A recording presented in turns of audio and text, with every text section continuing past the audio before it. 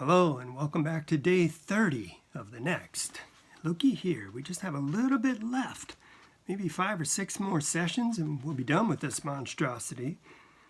But for now, let's start in with Molly, a few chapters in from where I left off last time.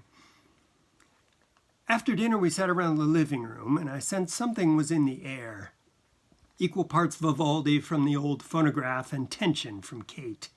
We hadn't said a word to Charlie about selling the house or what we planned to do with the money, and I guess she was working up her courage to lay it on him.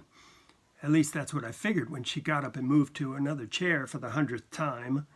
"Will you light somewhere for good?" I said. "We're not playing musical chairs."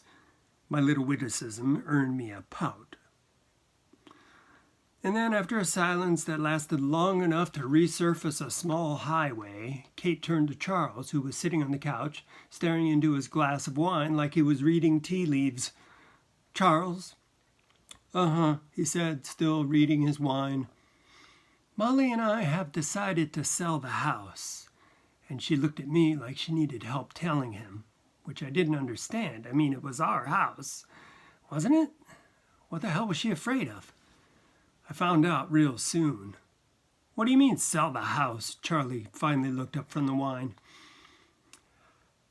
"We hardly ever use it," she started with excuse number 1. "And the truth is, it's too much for us. Now that Sissy's gone," excuse number 2 came out.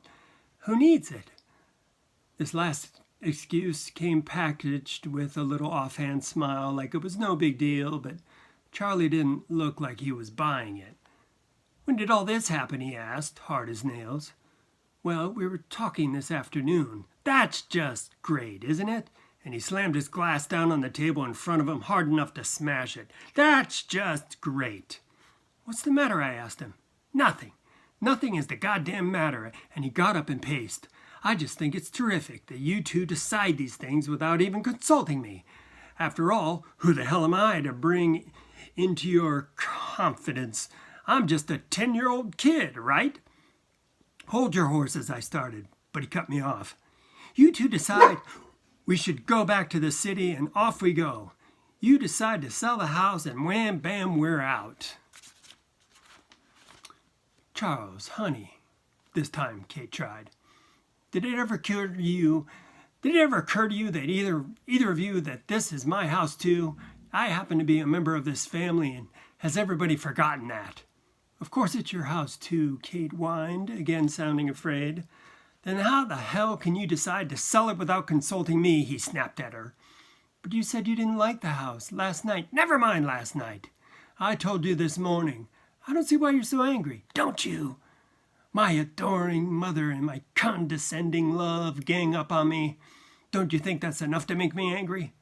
Boy, he was really going full steam now, practically running around the room shouting accusations at us. But for my part, I was getting mad.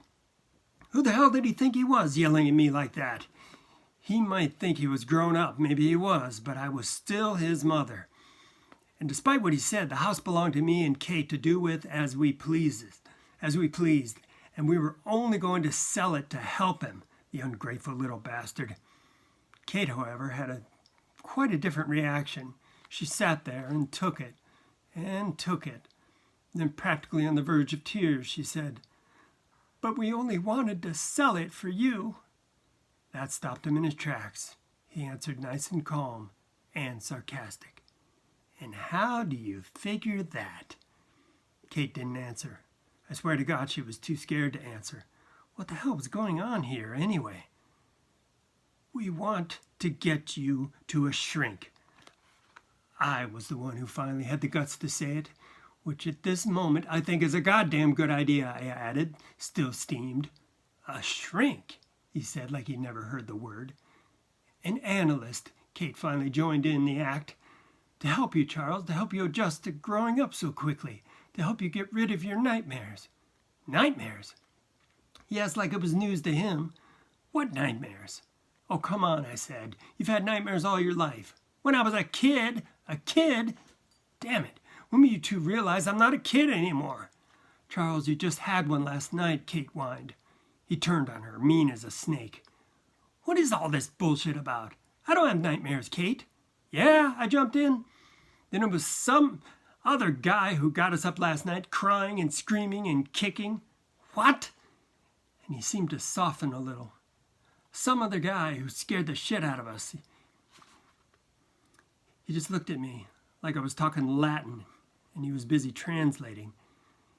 You had the one night before. You had one the night before, too, Kate said gently. He looked from one of us to the other, really stunned, and then Kate went to him. Darling, it'll be all right. I promise you, it'll be all right. He didn't say a word. He just looked at us like he was figuring out who was crazy, him or us. And then without a word, he walked right out of the house. That'll do it for tonight. See you next time for more of The Next.